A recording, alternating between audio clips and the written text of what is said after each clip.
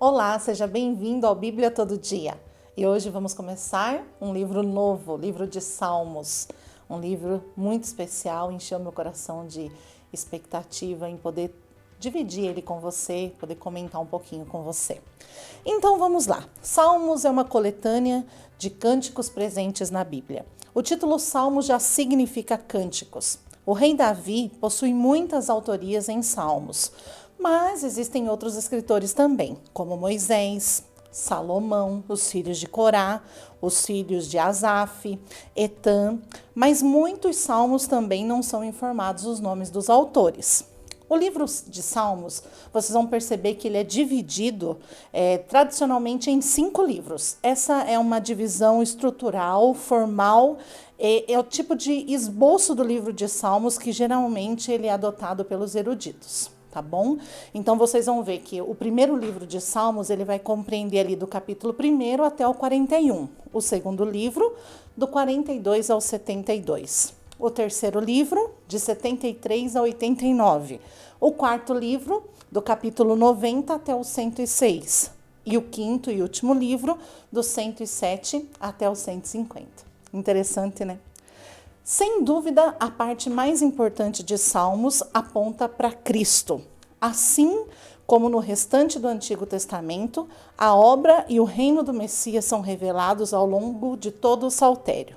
A prova disso é que o livro de Salmos é o livro do Antigo Testamento mais citado no Novo Testamento. Olha que curiosidade bacana. Então vamos lá, para o primeiro capítulo de Salmos. Nós vamos nesse vídeo do capítulo 1 até o capítulo 6. Então, o capítulo 1, ele é maravilhoso. Ele fala de bênçãos, ele fala sobre os bem-aventurados. E o que quer dizer bem-aventurança? Quer dizer alegria, como é feliz.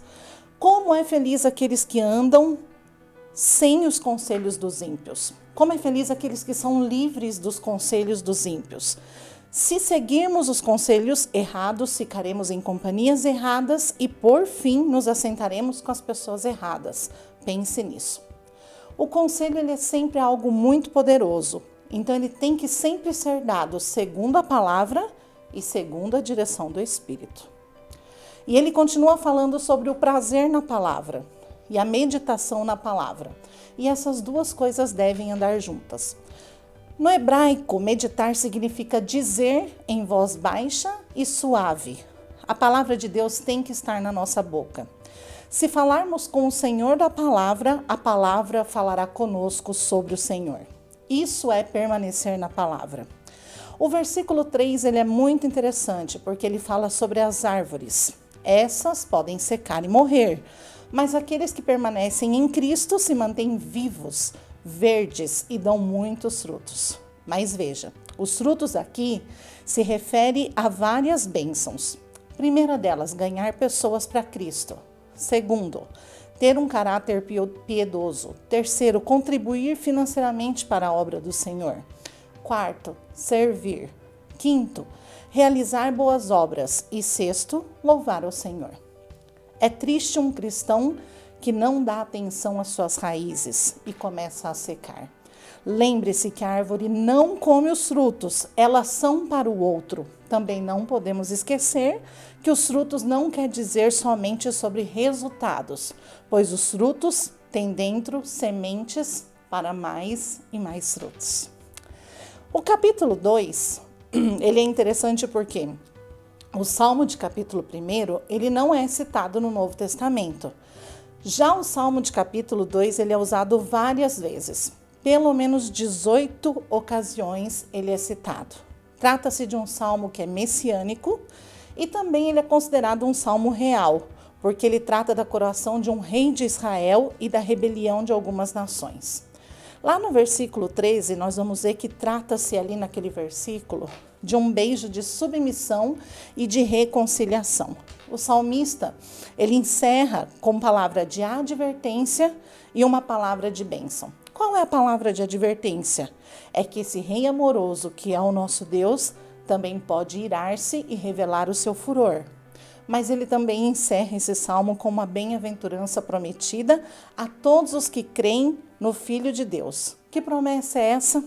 Como são felizes o que nele se refugia. Amém? Lá no capítulo 3, Davi, ele escreve esse salmo depois de fugir de Jerusalém, quando seu filho Absalão toma o trono. Absalão, ele era era um homem bem apessoado, cheio de palavras agradáveis. Ele era um hábil mentiroso, que sabe agradar o povo e conquistar o coração. Por que Deus permitiu essa rebelião perigosa? Fazia parte da disciplina de Davi por seus pecados de adultério e homicídio. Vejam que interessante isso. Anotem. Em sua graça, Deus perdoou Davi quando o rei confessou seus pecados. Mas em sua soberania, ele permitiu que Davi colhesse as consequências amargas desse pecado. Davi teve problemas familiares. E esses problemas acarretaram em sofrimento, inclusive na morte do filho dele com Betseba, né? A filha de Davi, Tamar, foi estuprada e os filhos foram assassinados, Amnon, Absalom e Adonias. Olhem a consequência do pecado. Agora, nesse capítulo, pela primeira vez, vai aparecer o termo selá, ou sela, né? Ele aparece nas escrituras 71 vezes no livro de Salmos. Com certeza, esse termo ele faz parte de todo um arranjo musical. Alguns acreditam que era o momento de elevar a voz durante o cântico ou de se calar, mas eu particularmente acredito que era um tempo de pausa ou de repetição daquele mesmo trecho. No versículo 5, também é muito interessante porque fala sobre uma rotina de devocional de Davi. Quando Davi acordava, suas manhãs tinham uma rotina. A primeira coisa que lhe vinha à mente é como o Senhor tinha livrado ele. Era pela manhã que ele se encontrava com o Senhor e que ele adorava. Esse seu horário de orar e cantar e de se satisfazer nas misericórdias de Deus. Qual tem sido o nosso horário? Quando que nós temos orado, cantado? Quando nós temos nos satisfeito naquilo que Deus tem feito por nós?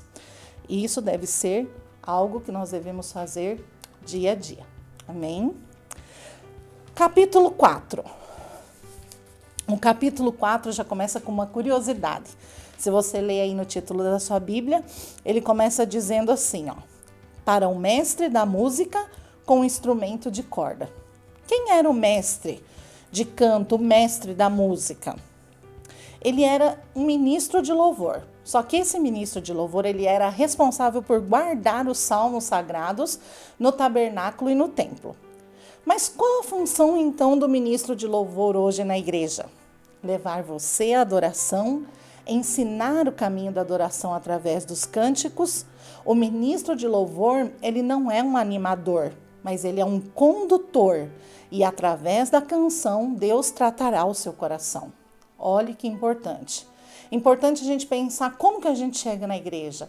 A gente já chega pronto para começar essa adoração? A gente já chega com o nosso coração entregue? Ou será que o ministro tem que ficar ali fazendo toda uma performance para chamar a nossa atenção? Nós estamos aqui por um único motivo: adorar a Deus. Interessante aqui no versículo 4 que ele fala sobre as emoções. Davi, ele está com as emoções afloradas. E ele pede para que o povo não perca o controle. Olha que interessante, olha que lição preciosa. Ele ensina 5 coisas que também servem para nós hoje. Anota aí. Na parte B do versículo 4, ele diz: não pequeis. A ira pecaminosa produz palavras e atos pecaminosos. Devemos cuidar para não alimentar a ira pecaminosa. Na parte C, ele diz: consultar o coração. É fácil a gente se irar com o pecado dos outros, não é mesmo? E ao mesmo tempo a gente esquecer dos nossos próprios pecados. Nós devemos fazer uma introspecção e ver se há em nosso próprio coração pecados que precisam ser confessados. Na parte D do versículo, ele diz: sossegai. Ao pensar sobre o nosso coração, isso não deve nos causar inquietação, não deve nos agitar, mas nos levar a confessar esses pecados e nos apropriarmos do seu maravilhoso perdão. No versículo 5, na parte A, ofereçam sacrifício de justiça. Esses sacrifícios não podiam ser oferecidos ali onde eles estavam no deserto, mas era possível prometer oferecê-lo quando voltasse para Jerusalém. Na parte B do 5º versículo diz: confia no Senhor.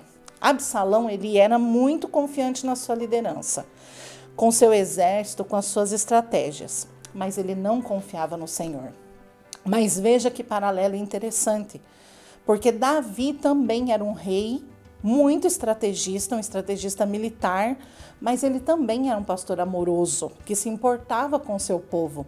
Davi sabia que o Senhor dá vitória, mas ele dá para quem? Para aqueles que confiam e obedecem. Capítulo 5. Uma vida devocional. Se recebêssemos um convite pessoal para nos encontrarmos com o presidente da República, ou quem sabe com algum rei ou rainha, sem dúvida alguma nos prepararíamos para esse encontro. Então, por que começamos apressadamente os nossos devocionais como se não fosse necessário fazer qualquer preparativo? Mais uma vez, Davi está falando para nós sobre uma vida devocional, então isso é importante. Talvez a nossa mentalidade democrática não nos permita ter essa visão do quão importante é estar diante do rei.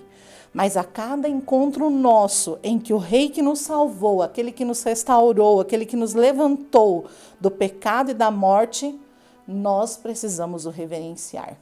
Talvez por isso a gente ainda chegue na igreja e não tenha muita consciência de que eu estou nesse lugar somente para adorar. E talvez por isso a gente espera uma palavra de comando. A gente espera que o ministro do dia se levante e fale um bom dia, uma boa noite, ou até mesmo um pastor para começar o culto, ou até mesmo o momento de ofertas, né? Nós esperamos, mas isso faz parte de um culto e a gente já deveria sair de casa preparado para esses momentos, para esse oferecimento, para oferecer esse culto.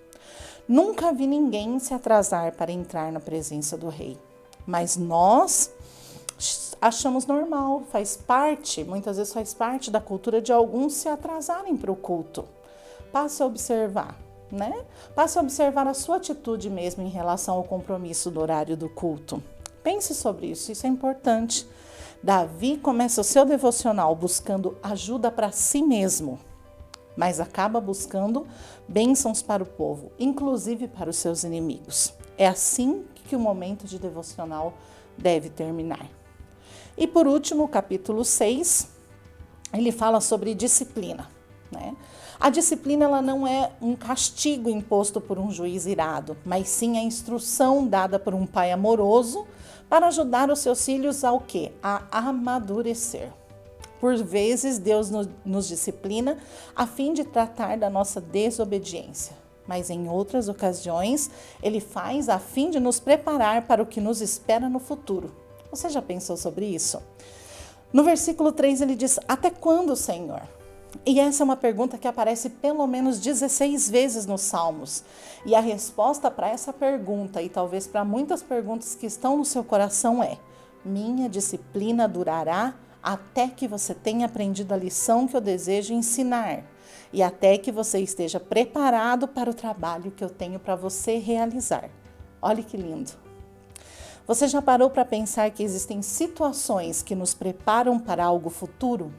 Você já consegue hoje identificar coisas que você passou lá passou na sua vida, teve que vencer lá no passado e que hoje você está aprimorado? Acontece isso. É muito interessante lembrar que sempre existirá divergências de pensamentos, até mesmo dentro das coisas da família, dentro das coisas do ministério, dentro de onde você está no trabalho.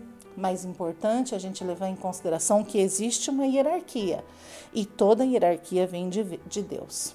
Uma vez eu me lembro que tivemos uma divergência de pensamento dentro de um determinado departamento da igreja e a pastora que era líder desse departamento, ela falou para nós: gente, se amem, aproveitem cada minuto que vocês têm, aproveitem juntos, se alegrem, curtam juntos, porque chegará um momento que nós vamos ser espalhados como sementes, que nós não estaremos mais juntos e vocês sentirão saudade desse tempo, Portanto, se perdoem, vivam bem, se alegrem, curtam uns aos outros.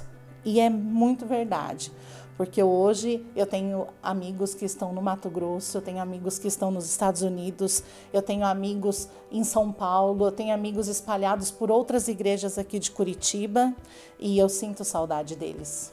E eu paro para pensar que tudo aquilo que era para nos amadurecer, que a gente poderia ter aproveitado um pouquinho mais, a gente podia ter tido um pouquinho mais de paciência, podia ter entendido um pouquinho mais o outro. Então eu quero te aconselhar, amadureça para essas coisas. A disciplina e a repreensão nunca é algo para nos castigar.